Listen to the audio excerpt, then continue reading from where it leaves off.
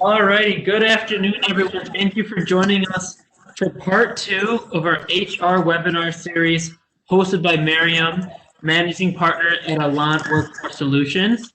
Today she'll be talking about candidate experience.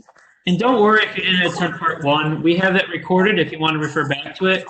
But also it might not be as crucial, to watch to be engaged and participate in part two. It is able to be rewatched on our website, on social media. If you follow us on social, you'll be able to find that. Just a couple housekeeping things. This is meant to be an engaging program for you guys, not necessarily a panel event where you guys sit there and ask and watch the presenter talk about their talking points. So this is meant to be engaging. So if you have any questions, whether it's mid-sentence, mid-slide, Miriam is presenting on, please put them in the chat feature on the bottom right, and I will address those to her in real time. So don't be shy, ask those questions. There's no such thing as a dumb question. This is meant to be a resource of value for you guys here today. And if you guys are comfortable being on audio or video, I can promote you to those privileges. So maybe under your question, in parentheses, you can put voice and video or just voice, and we can promote you so you can ask Miriam yourself. Other than that, there will be questions at the end, but please ask them throughout the program. And Miriam, I think the floor is yours. Thank you again for being here for part two. Excited to learn more about the candidate experience when it comes to best practices for recruiting and hiring. So unless I missed anything, the floor is yours. Thank you. I think the only thing, and I might already have it. Yep, I can do the sharing. So I'll do that in 1 second. So as Sam said, you definitely did not need to be at last week's brand strategy session to be able to fully absorb everything from the candidate experience session that I'm going to do today.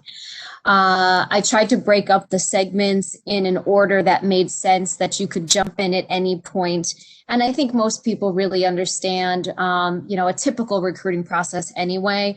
So this shouldn't be anything that you'll be lost or behind if you didn't join us last week. So I just want to thank everybody for joining us today. I want to thank Ignite You for asking me to be a part of these series. And I hope someone will get something out of the information that I'm going to share today.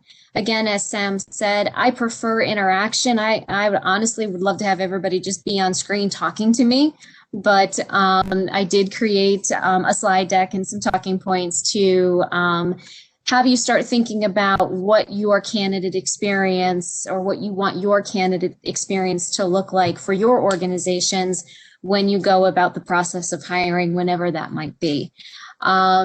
So let me just start by sharing my screen. So just give me 1 second and I will get that going. All right, so hopefully everybody can see my screen. And again, this is a session on the candidate experience. And so I think what's really important to understand is there has been a mindset for many, many years with organizations and employers, and I deal with it all the time, that organizations sometimes do not put enough emphasis on the entire candidate experience. And it really does matter because it can make or break your ability to hire the very best people for your organization. 90% of job seekers say that a positive or negative experience will change their mind about going to work for an organization. So I think it is very important. And we'll talk a little bit about that today and how you can make the candidate experience really stand out. I think the other thing to understand is oftentimes employers take the position of, and I don't want to be, too broad, but in my experience, I have dealt with many organizations that treat the candidate experience as, well, if the person wants a job and if they want to work for my company, then they're just going to have to deal with my experience and how we do our workflow. And that's all valid information, but I will tell you that it's not the best practice when it comes to wooing a candidate. Again, it goes back to sales principles and, value proposition and understanding that your role is to, yes, critique the candidate's qualifications and experience for the job, but they also need to feel good about coming to work for your organization. And so that's why I think a lot of emphasis should be placed on the candidate experience. So when it is done right, well, this is how you would do it right. So I'm sorry, I was losing my train of thought. Too much snow going on outside. I'm sure you guys can all relate. At my house, it literally started snowing at 5 o'clock yesterday morning, and it's still snowing today. So my apologies. Okay, so candidate experience done right, you have to think of a couple of things. The first thing is obviously the interaction piece between yourself and the candidates that might be applying to your jobs. So you want to make sure that you are reaching them and communicating with them in the way that works best for them. When I started being a recruiter 20 something years ago, phone was the way to do it. Yet people were either mailing, snail mailing, or faxing their resumes to apply to positions. You were calling them, talking to them a little bit about the job and their experience, scheduling interviews, and you would start the process from that point. And then obviously as the internet took off and became much more popular and much more efficient to do a workflow, we went from making a lot of phone calls to sending a lot of emails. Well, I'm finding now today that in our experience with our office is texting is actually the best way to do that first candidate interaction. Oftentimes people won't even pick up their phone in response to them applying. If you're calling someone because they applied to your job, I can't get them to answer the phone. So oftentimes what I have to do is say through a text, got your resume or application for XYZ position. I'd like to call you. Please let me know when that's a good time. And about 9.9 times out of 10, people respond via text, and then we schedule the meeting that way. And so I think it's really important to explain to a candidate when you're reaching out to them how the process might be, whether it's through your job posting, how you might communicate with people, or even ask them when they apply to the job, what's the best way to communicate with them. And you want to personalize that process, personalize the communications. And you want to work very quickly. When you post a position and you start to get applicants applying to your job, please don't wait 2 weeks to reach out to those individuals. Try to get back to them as quickly as possible. Obviously, if you're a small team or a small organization, it makes that a little bit more difficult. But if there's some type of system or automation that you can put in place to at least acknowledge and give kind of the beginning of what might look like the process, that would be really important. And then obviously throughout the entire process, and we'll talk about this in a little bit more detail later on, providing timely feedback, good, bad, those types of things are really important to candidates. Nothing is more frustrating. I'm sure we've all experienced the black hole of applying to a job and never even hearing from anybody. So I try to work with organizations to see if we can avoid that black hole. So the first thing you want to consider when you are recruiting for a position within your organization is before you even put up a job posting, before you even start to talk to candidates or even think about advertising the job, I would hope that you would do your market research and your own internal review of the position. So obviously you want to, why is the role open? Are you filling a position because someone is leaving the role? Is the role open because you are growing your department or organization and you need to hire to grow that team? Whatever the reason may be, it's important to obviously evaluate that. And I'll tell you why that's important as we continue to go forward. So obviously you also want to think about what is the significance of this vacancy remaining unfilled. And the reason that that's important is it will motivate you to either move in a timely fashion or not. And so if you have a timeline that's extremely long and you can go months without filling this position, don't fill the position now. Don't even try to fill the position now, especially if you're not ready to make that offer immediately once you find the best candidate. So it's really important to make sure you understand what's my timeline, why and when do I need this role filled, and then work accordingly. And then you also want to look at your current workforce. And I know a lot of people on this call might have a very small workforce, but as you are anticipating your roles and the openings within your organization, I would always recommend that if you can, to evaluate your current workforce first. Can you develop and promote from within rather than going to the outside? Sometimes you just have to go to the outside, but especially if you're a small company and don't have a lot of positions or a lot of employees yet. But as you continue to grow, you want to evaluate that workforce. You want to be able to try to promote from within and provide opportunities for people to progress in their career throughout your organization. The reason that I talked about why the role is being open is because oftentimes what happens is roles, when they are first hired for and the employees that are in the roles, the job and the skill set is not the same when they exit that position or that role, whether they're being promoted within the organization or just leaving your organization. And so a lot of times what happens is I'll meet with organizations that say they want a certain skill set, a certain level of knowledge, whatever it might be. And the fact of the matter is that when they originally hired for that job, however many years ago it might have been, the person that they hired for really accumulated all of that experience through the progression of their career with that organization. And so you have to really decide, am I starting back at the old job?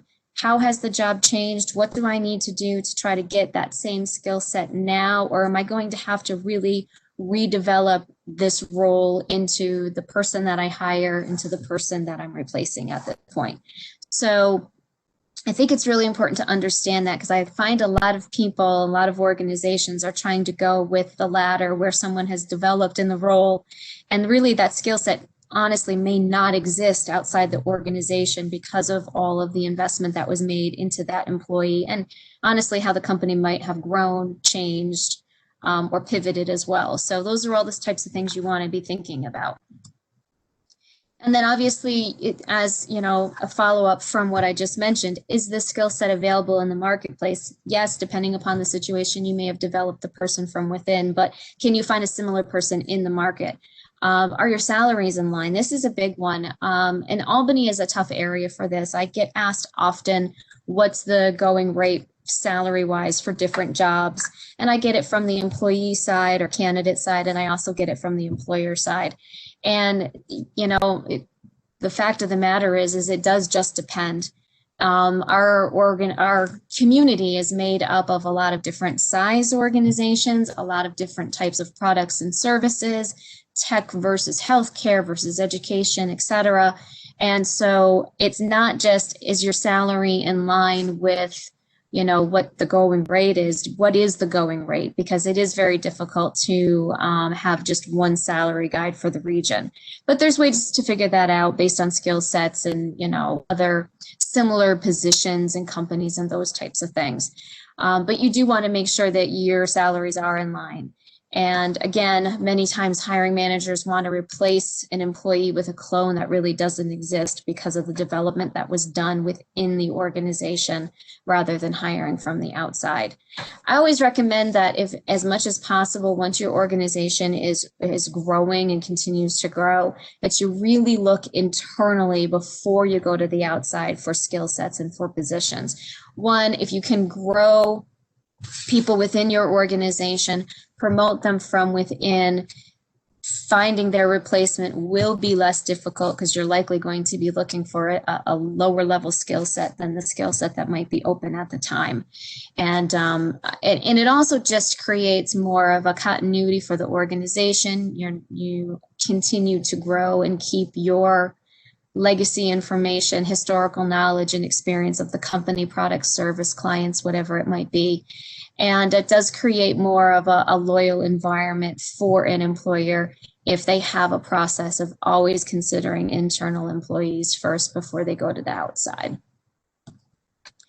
So once you've evaluated those pieces of the role, and those kind of go along and hand in hand with creating job descriptions and job postings. And it's actually funny, I do very quick video blogs on a weekly basis as part of our newsletter. And I literally just talked about this for this week's video blog. And the reason that is important is because job postings and job descriptions are different. And so oftentimes I will ask an employer for a job description and they will give me a job posting, or vice versa. They'll give me a job posting when I really need a job description. And so when I always recommend, and what the best practice should be, is you have an internal document that is very detailed, very descriptive in terms of the job, the skill sets, the education, any other particulars that might be necessary in performing that job. And it's going to be an internal document that really describes the position at a very detailed level, so that when you hire an employee or an employee is in that role, they know what is expected of their job. A job posting is your promotional piece. It's your marketing item. It's your advertising piece. It's a high-level overview of all of the fantastic and awesome things that someone might do in the job, get out of working for the company, and so forth. And so make sure those things are different. People have very short attention spans. They are not reading lengthy job descriptions that are just put out as postings as people are looking for new positions. And so a lot of stuff can get mixed and missed. And frankly, oftentimes, a lot of that job description is going to be foreign to someone who's looking at it who doesn't understand your organization and the intricacies of it.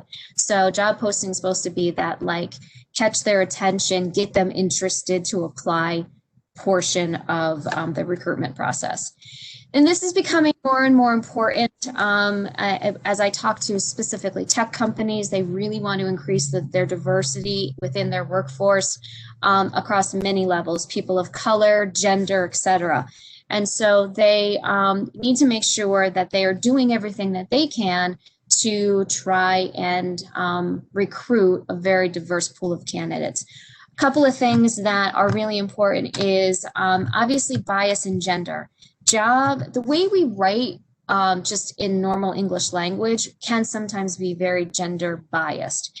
And so there's this, I listed it, I'll send out these slides afterwards, but this is a specific gender decoder is what it's called. And there's this professor that created this this ability or this tool to take the writing that you have within a job description, put it into this gender decoder, and it will highlight for you the words that are biased. So it will tell you that this word really is leaning more towards women.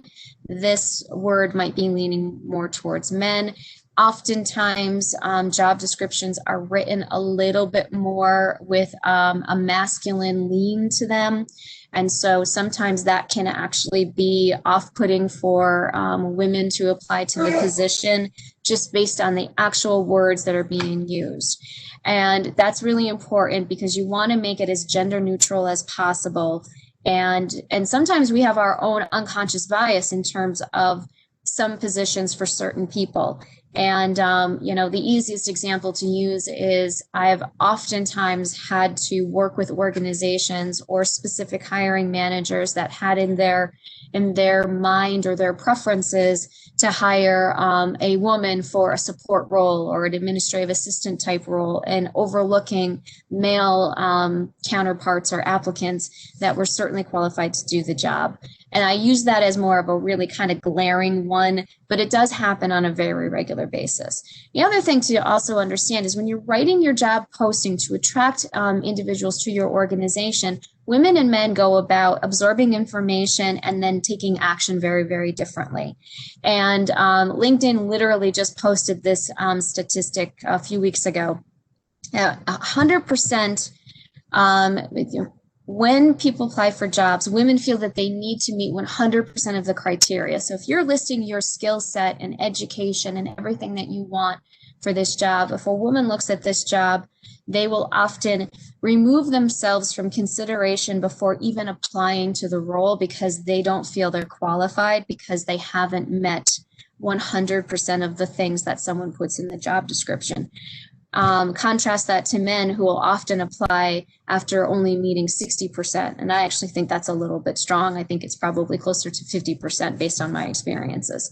So when you're writing your job postings for public consumption and advertising to bring people into the organization to apply, for you to be able to even consider them as a candidate, keep that in mind. You might want to keep your your skill sets at a minimum and maybe a little bit more broad so that women aren't self-selecting out of the process.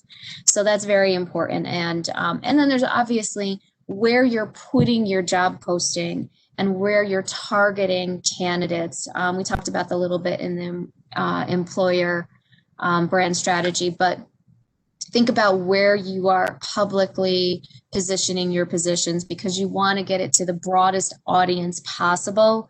And if anybody wants any specific information about, websites or things that are specific to getting it to the broadest audience, getting the most diverse candidate pool, that's certainly something I can share, one-on-one or at a later date. Perhaps if it's something someone's many people are interested in, I can include it in next week's session, even though that's a little bit past the candidate experience piece of it. I don't mind going back and reviewing anything. You want to make sure you have a clearly defined benefits proposition. What is in it for them?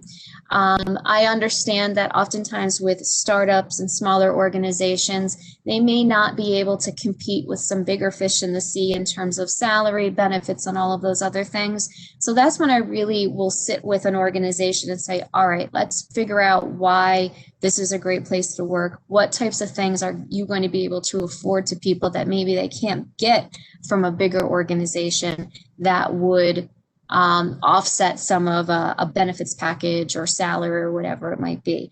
I often find that, yes, people want to be paid for the job that they do. So salary is still, people aren't doing these jobs for free. Yes, salary is important. Benefits are important to a point. But the whole world of benefits when it comes to health insurance and paid time off and all of those things have evolved so much over the years that I find that that's a little bit less of an issue. More people are interested in working for an organization that's a good corporate citizen. They have a good working culture. There could be career growth. It could be what technologies are they working with? Are they doing meaningful work? I use Regeneron as an example. They're doing a lot of work in a lot of different areas. They're a local organization. They're becoming one of the hugest fish in our pond here in the capital region. But people go to work there and had gone to work there over the years because of what they were doing to make people's lives better and improve things from vision and, very specific autoimmune diseases and those types of things. So if you're able to communicate the reason you're in business and the work that you're doing, that might be enough to drive somebody to be interested in working in your organization. And that's what you want to promote is, why someone would want to work there and why would they feel fulfilled if they did work in your organization. And then, Miriam? Oh, sorry. Yes, please. You mentioned the difference between job descriptions and job postings. Yes. Job postings is more of your promotional piece, right? To get the attention of a potential candidate to read that job description. What have you maybe seen with your B2B clients at Alaant or even you guys internally? Like, what are some best practices or what are some things that you can do to make your job posting stand out? I mean, job description is kind of hard to make it stand out. It's just a one-page description, but your job posting on that social media side. I think that's a great question. And so job description doesn't need to stand out. Number one, the job description, that's your internal boring document that says, this is what this job is. This is all the duties of the position. This is everything that you're going to do. A job posting is you're going to talk about the type of organization you are. A lot of times what we do is when we are, and I wish I had a couple of examples because I should have done that. But instead of saying, this is a list of the duties and this is a list of the skills, we actually talk about, this is an organization that, if we're advertising for one of our clients, it could be that they are leading in whatever industry that they're in, and here are their accolades to prove that they're leading, and you're going to be joining a growing team that's going to be doing XYZ. That's going to be, kind of sexy. We actually talk about, instead of, here's a list of duties, we're like, this is what you will do. This is how you will benefit working for the organization. This is specifically, you basically summarize everything. So instead of it just being, and I'm going to use very simple terms. And I can send follow-up examples if people would like afterwards, Sam, along with the slide deck, if that would help, because we have those examples. I have those examples of, you know, really describing your organization dynamically, not just, you know, we are in healthcare and, you know, we serve the greater capital region. You want to say, you know, we're a leader in this or that or the other thing, or we have these accolades, or we're always, you know, obviously around here and most places there's a best places and other awards like that. So you want to kind of focus on, you're going to be working for a good company. Here's the reasons why we're a good company. This is what you're going to be doing. You're going to be providing some type of service or product to people who are in need, or you're going to be improving our community by working for a company that you know, is very interested in green property development. So or an organization like engineering or architecture that focuses on green principles to, you know, help save our environment. Those are the types of little nuances that you want to try to emphasize in the job description. And so we usually do, you know, why would you want to work here? What you'll do, and you'll have these skills is usually like our 3 headings in terms of our job postings that we do for clients. And then we also make sure the very first thing that you'll see on all of our job postings is our statement and our commitment to recruiting and hiring the most diverse pool of candidates we can possibly find for the position. And I think that's really important to make sure you're broadcasting that statement. It's obviously something that's always been important. It's probably become more important over the last year and a half for companies to really speak out and say what they stand for when it comes to diversity, equity, and inclusion. And so making that a forefront as would be something as well. Now for social media and all those other things, I've seen a lot of organizations, and I want to get to this point with my company. I just have shy recruiters. Is having them talk about the job. Instead of doing a job posting in the traditional sense, if you want to broadcast information about your role, do a quick video where the manager's talking about the job, or do someone who has the personality and who's not afraid to be on camera, you know, do a virtual tour or see the job in motion and in action, you know, nothing too long, but something that might catch people's attention that way. Those are the types of things that are going to stand out. What happens oftentimes is if you see any videos about jobs right now, they're usually very professionally done, and they're usually done with organizations that, you know, are pulling out the stops and spending a lot of money to do it. You don't have to do any of that stuff. An iPhone or your smartphone and camera and your ability just to show your personality and showcase your work environment, or an employee who's bold enough to also, I find most people are just camera shy and shy about public speaking. And so that makes it more difficult for a company to be able to really be the voice of the organization or be the voice of their industry, so to speak. So there's ways that you could do that too, but it's, why would someone want to work there? Think about that and think about a way to really define it that's going to stand out. If you look at job postings online, they are so boring. Most are just the same boring thing. It's the canned company description, the canned company summary of the job, and the skill sets. And so if you can grab people's attention by showcasing why you want to work there, what you're going to be doing, and what you're going to get out of your experience with that organization, that's what's going to turn some heads and create some interest in the job posting. Does that help? I'm going to assume that helps. Yes, thank you. No problem. So the other thing I think it's really important is the job description piece of it. 72% of hiring managers think that they are providing a clear job description, while about 36% of candidates agree. And so oftentimes you're going to get it, candidate is going to see a job description, and then eventually they will be given their job description when they join an organization, or even during the hiring process if you do that. And oftentimes the job descriptions are not clear. They're kind of foggy. Some schools of thought are that, you write them broad so that you can add more duties or interpret things a certain way. And other times it just is not really clearly reflecting what the job is or a day in the life of the position. So make sure you have good information when you start to interview candidates for the job. And then obviously the correct channels to broadcast on. We talked about that a little bit last time with employer brand strategies, where to get your messaging out and your communications out. LinkedIn is a great place to post jobs these days. Most technical people and, seasoned professionals are using LinkedIn to post jobs, whether you use the official job posting feature of LinkedIn or you're just getting your message out to your network or on your company page on LinkedIn. There's those ways to do it. Indeed is usually free for everyone, and that seems to be the Goliath that's taken over the job board world. But then for specific niche positions or executive level positions, you may want to consider more specifically targeted job boards like, DICE is still a leader for the technical space. The latter is usually one that's a little bit more for executives and leadership roles and those types of things. But LinkedIn is usually a very, very popular source for us to find individuals, both locally and nationally. If you were to ask me that locally about 5 or 8 years ago, I would actually say it was more difficult to use LinkedIn because it hadn't caught on actually in the capital region, but that has all changed. And frankly, even now, colleges are pushing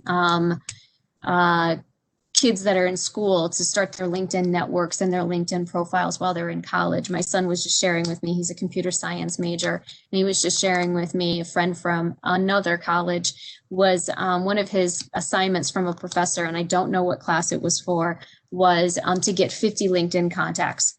And it couldn't just be anybody, it had to be meaningful LinkedIn contacts. So then luckily, my son actually could be a contact based on the criteria that the professor gave out, but they're even doing that.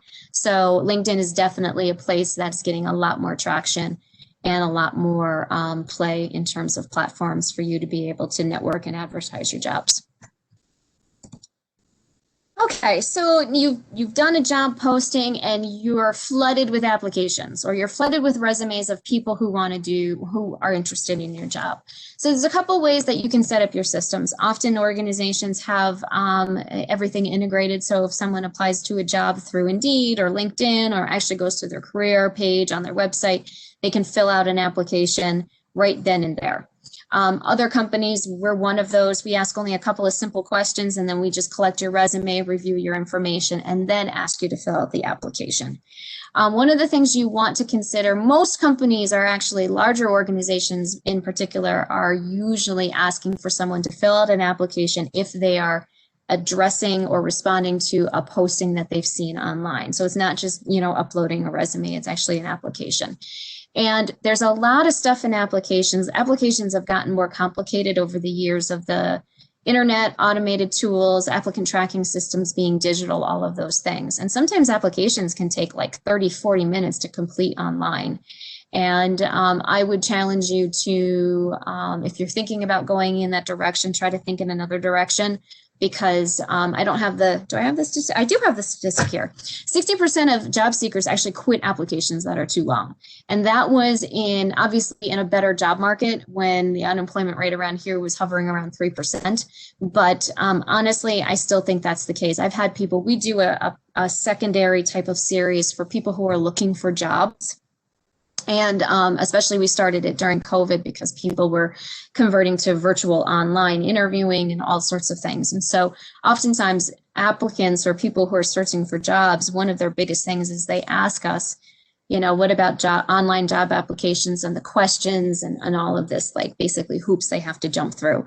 And sometimes some of the stuff I've seen on job applications that companies have asked people to complete are just simply far too long, far too rigorous for no real reason. And I think the reason originally might have been to try to weed people out. Again, that mentality of, well, if you're not really interested in working for our company, you won't stick it out. But I would argue that people just don't have the attention spans, and there's far too many options for them now, that if your job description, or excuse me, your job application is far too long, there's about 3 other companies that have probably honed that process a lot more that can compete and probably take candidates away from you. So there needs to be a nice balance.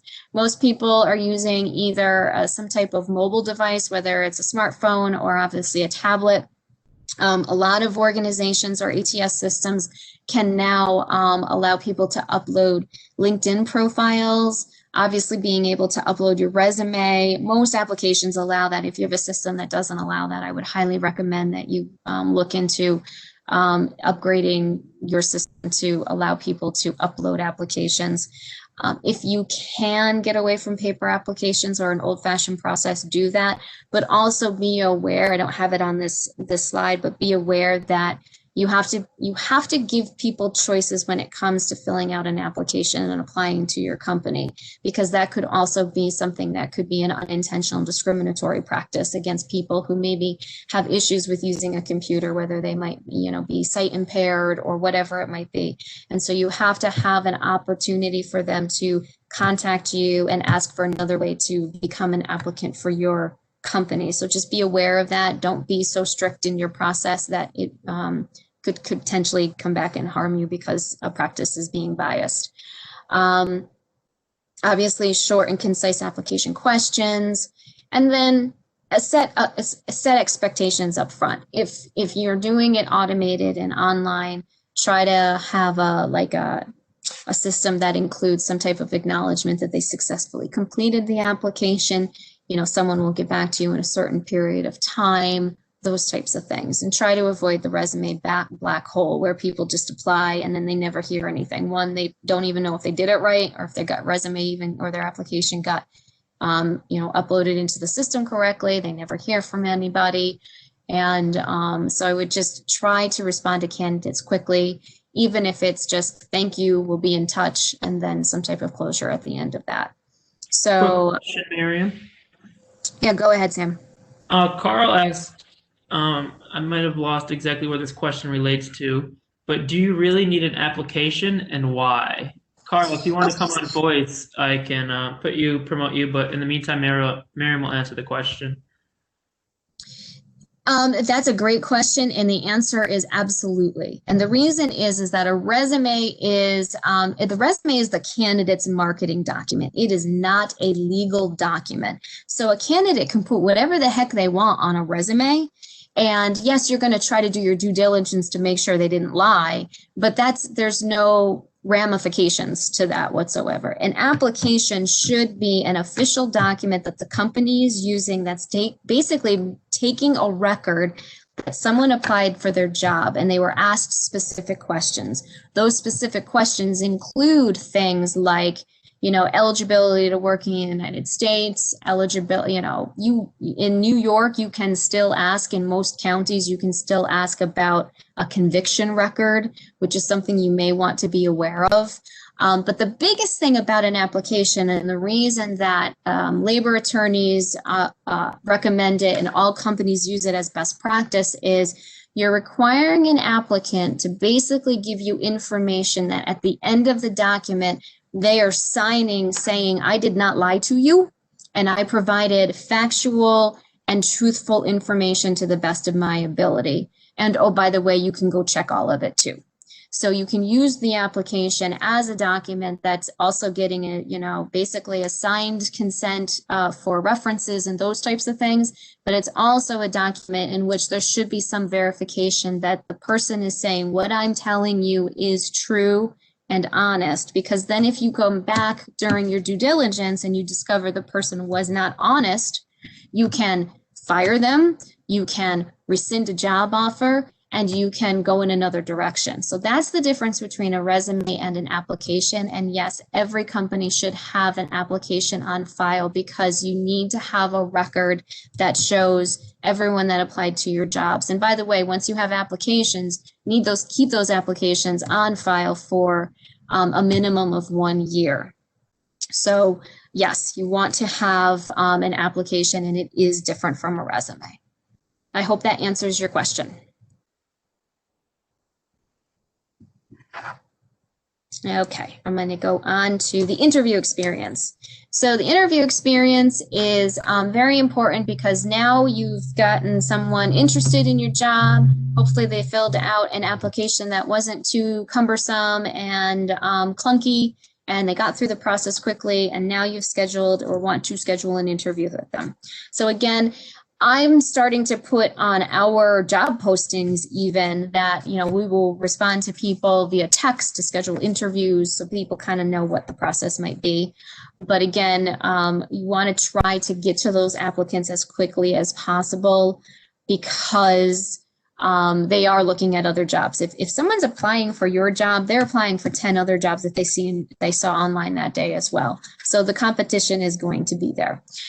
When you schedule an interview with someone, you definitely want to give them as much ability to prep. So obviously, how long are they going to be there? What's going to be covered? And then how many rounds of interviews are there going to be? What's the time frame to make a decision and have somebody in place? The other thing you may want to consider, and I'm just trying to, so the other thing you want to consider is obviously with COVID and the different restrictions that companies are either put under or voluntarily put themselves under for health and safety, there's a whole other experience that you have to consider as well. So if you are still inviting people into the office, you're going to want to make sure that you are not advertising, but you're instructing those people of what the protocols are, what the masking requirements are. Typically, from what I understand, I mean, I know we do it in our office, but I believe this is across the board. Even if you're having someone come to your office, most places are taking temperatures or asking for some type of health form to be filled out just to say they haven't experienced any symptoms, they haven't traveled, there's a whole bunch of things. So those are things that you're going to want to be aware of if you're inviting people into the office. So remember, the interview process does go both ways. So you are interviewing the candidate and you're trying to discover why they might be a good fit for your organizations. Do they have the skill sets needed, et cetera? But the candidate is also interviewing you. So you want to make sure that you have taken the time to be prepared to have a meeting with that candidate. And this is whether you're doing it in person or virtually. So you want to make sure, I put this in here, this might not be as big of a deal for people outside of my field, but in my field, we are scanners of resumes when we are trying to get people on our calendars and try to make sure we're finding as many potential candidates as possible for our clients. And so oftentimes what I used to do when I was in the trenches recruiting is I'd skim the resume. Yeah, it looks like they have a lot of what I'm looking for. Call them, get them on my calendar.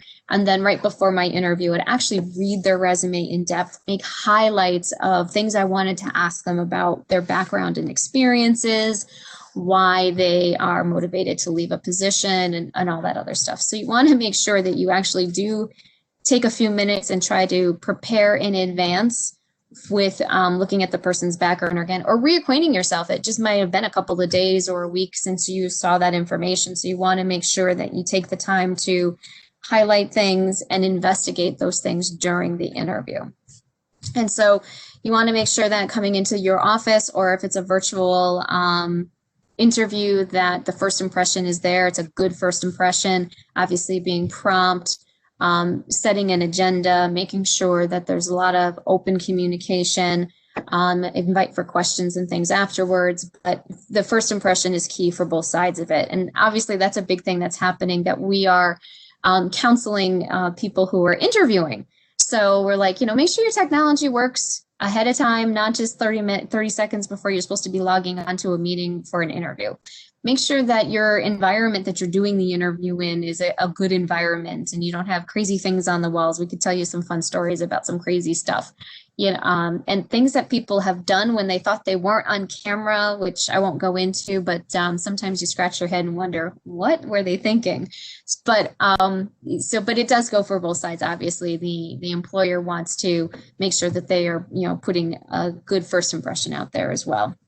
You want to use proper and compliant interview questions. I did not get into the specifics of interview questions, but I can absolutely supply a list of them. I didn't want to bore people with going through like all of the stuff that I'm hoping at this point in time, most people really understand what's a legal and an illegal question to ask. But if you'd like a list of them, I can easily supply that as well. But you want to make sure that you're not diving into personal information that could, cause any discriminatory reactions and or decisions related to family status, marital status, gender, sexual preferences, religion, and the list goes on and on and on and on. And then you should be determining ahead of time, how many rounds of interviews do you need to have? And then how long is it really going to take to fill the position? 3 rounds of interviews, in my opinion, is excessive, but there could be a reason for it. And if you're considering the rounds of interviews, perhaps the first round is that phone screening or that virtual screening that you're kind of going over some very high level information about the candidate and the job to make sure it's an initial match to continue down that process. If you're doing multiple rounds of interviews, please make sure that there's a meaning for it and a reason for it.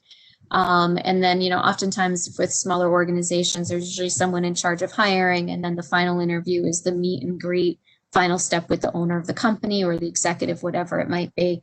Just evaluate that and make sure it makes sense for you, and that it's not, we do 5 rounds of interviews because we've always done 5 rounds of interviews, which sometimes happens in those situations. And then when you are talking to a person, please make sure you are clearly defining the next steps. Make sure that, and I apologize if you're hearing that background noise, it should end in a second. It's my husband's cell phone going off and I don't think he's in the room, so my apologies for that. Okay, it's done. Maybe you didn't hear it, but just in case, I'm apologizing for it anyway. So make sure you just define the steps. So people just want to know what's going on, right? Don't we all just want to know what's going on? And this whole process is just treating people like you would want to be treated, so that you know what's going on and that you're not wandering around in the dark wondering if they liked you, if there's going to be another round of interviews or those types of things. And so, make sure they know how many rounds, make sure what the timeframes are, follow up as promised. If there's a delay, follow up and say, there's a delay, I'm really sorry. But you want to give them that beautiful treatment so that they want to come work for your organization, because it's not only just a really cool job and you're a really cool company, but you're nice people and you treated them nice and they want to work with you because they're nice people and they want to work in a nice place. That's really what it comes down to. But unfortunately, sometimes business and process and all these other things get in the way of that human experience. And that's what usually ends up, turning people off or making them not interested in an opportunity. So once you have made your selection, and what I'm going to talk about in the final session next week is some due diligence, some screening, some other things you want to make sure that you're doing as it relates to references and all sorts of other stuff. So once you've made your selection, really provide closure to your applicants and the candidates. So for your candidates, and I do classify them differently, applicants and candidates. Applicants are people who applied to the job who you didn't select for an interview. Candidates are those who applied and you did interview them for the position.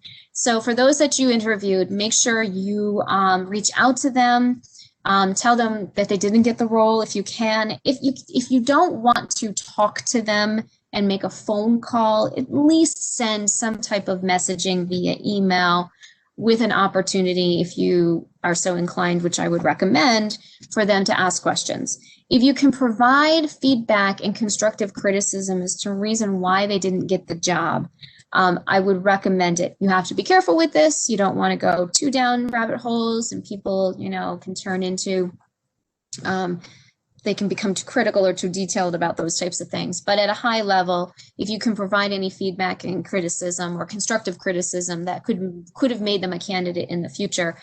Our experience is most people aren't aware of certain things that they might do in an interview just because they get nervous, or obviously skill sets, and maybe it did just come down to, hey, you were in the final 3 and this other candidate just beat you out by a hair because they had 2 more years of experience. It could be as simple as that. And then again, as I had mentioned in employer brand strategy, if there's a way that you can build some type of talent community or a way to stay in touch with them so that they might be interested in applying in the future when perhaps they've gathered the skills or acquired the things that you need to make them someone you'd want to hire in the future, I would recommend that you try to do that.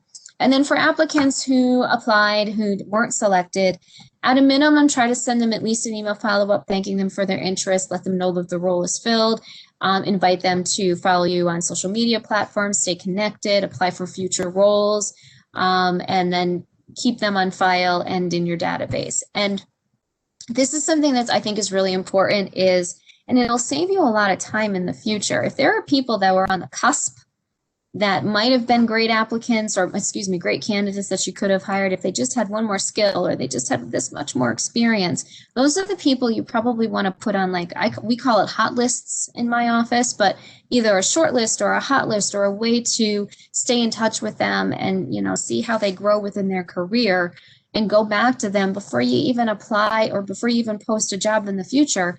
It's a great way to kind of shorten that interview process and that recruiting process in the future if you keep your hot lists kind of warm and on the back burner and watch to see if they develop, because it's a great way to, you know, they've already applied to your company, keep them interested because they were already interested instead of starting from scratch.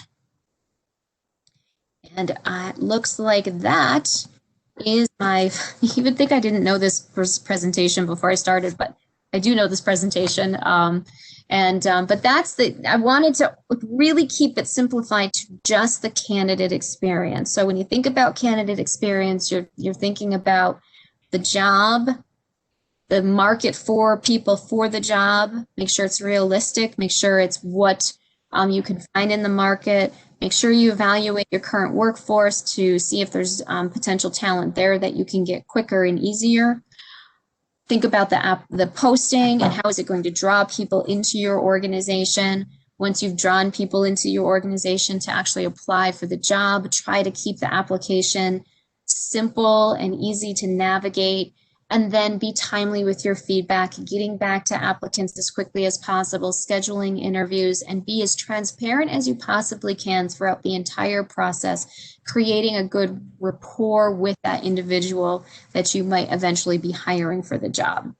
So with that, I'm going to say thank you, and I'm happy to answer any questions that people have. Yeah, Miriam, we have a question from Gabriella. Hi, I'm on the topic of the candidates that are not selected. What is your opinion on having a generic rejection email versus to having a personal email for each candidate that was rejected?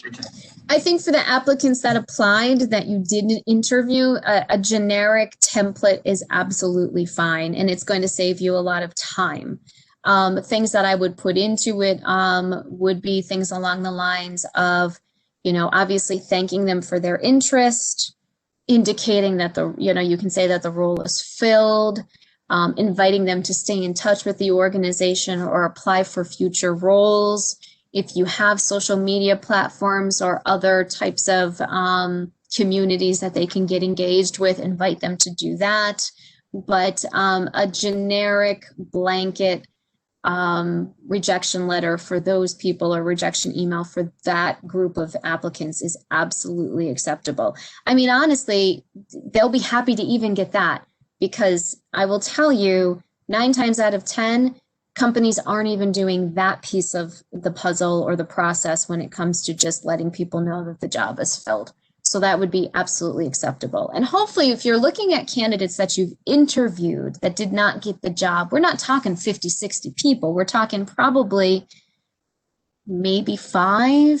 Ideally, you wouldn't have 8, 10, 12, 15 that you're picking for interviews. So being able to really give a personal communication to those people that went through the interview process shouldn't be that time consuming. If you are obviously using the correct criteria when it comes to selecting people for interviews. Gabriella said, thank you. I have another question for you, Miriam. What should I look for in interviews as signs of a good hire versus signs of a bad hire? If this is applicable for today, I don't know if you're getting into that for next week. But. Well, I mean, I think it is. I think some of the things that you can look at so, you know, as much as I skew this to be, you're trying to put on your best face and great first impression to a candidate. They have to still do the same thing for you. So you want to look for things like, are they prepared for the interview? And it could be as simple as, How did they dress if they were on a virtual interview with you, from obviously shoulders up, right? How did they have questions for you? Did they appear to do research on your company and have some questions about the job, a news thing that was listed on your website, or whatever it might be? You want to consider how they interacted with you, their body language, the questions that they ask, how they respond to things, not just what they say, but how they respond, are all indicators potentially of a good hire. However, you want to consider your job and the skill sets and honestly some personality types for different positions. And I'm not going to stereotype people, but some people get very, very nervous in interviews, and no matter how much they prepare or how much they try to be less anxious and less nervous, they're just going to be nervous. And so I want an employer to also kind of just give that some consideration as well. And if you're sensing that in the interview, that the person is just having a difficult time interacting because they're nervous, look at the job. Is it a job that's a customer facing, forward facing, whatever it is type of a job? Will they be able to do it? But if they're nervous and they seem to be on the introverted side and they're quieter, and the job that they're applying for is as simple as, back office data entry, keep those things in mind. There's a greater pool of applicants out there that are being overlooked for things from a personality standpoint that sometimes are minor indicators of perhaps a protected status from a disability perspective that they may not be willing to share, and they don't have to share it with you. But I always say, try to, be really open-minded to the candidate and consider how they're acting in reference to the job. But things like being prepared, things like, eye contact, those types of things are also obviously very helpful when evaluating applicants. It's not the only thing you should be evaluating, but it is something that, depending upon the job, the types of reactions you're looking to see. And there's some other things like and I'll talk about this in our next session, but there are other things that we can do as employers that we're screening applicants that will take the human bias element out of it a little bit more. And that would help anybody basically hone their process to make sure that they're hiring the right people for the right jobs. But just without getting into those things that we'll talk about next week, those are some of the things that I look for. But I also try to really break down barriers when people are nervous and, acknowledge that, listen, we're just having a conversation. I know you're nervous because this is an interview, but we're just going to talk. We're going to ask, I'm going to ask you some questions. You can ask me some questions at the end, and you try to put them at ease as much as you possibly can. Thank you, Miriam. That pretty much wraps it up for today. I just want to say thank you to everyone who attended part 2. Part 3 registrations are open, which you'll be talking about the hiring process and engagement when that employee is onboarding and whatnot. Yes. So okay. Next week, so 2 things. One, I'll send you this PowerPoint afterwards, but what I will also do is I will pull up some examples of job postings that was asked of me earlier in the session, so people can see some really good examples of the way to, I don't want to say spin because that's not the right word, the way to sell your job from a public facing, getting people interested in it. So I will do that as well. It might take me a day to get those to you, but I'll get those things. And if you want to share them with anybody who's interested, because I want to be able to provide actual examples for people. But yes, sure. Next week we'll talk about the selection process and the things that you can do to help make sure you make a good selection, and then the onboarding piece of it and the beginning stages of engagement within your organization. So yes, we'll talk about all of that next week. For those of you who want the recording of this session, it should be posted on our website tomorrow, if not the following day. So just follow us on social media, and we'll send out an alert and when that's going to be available to rewatch.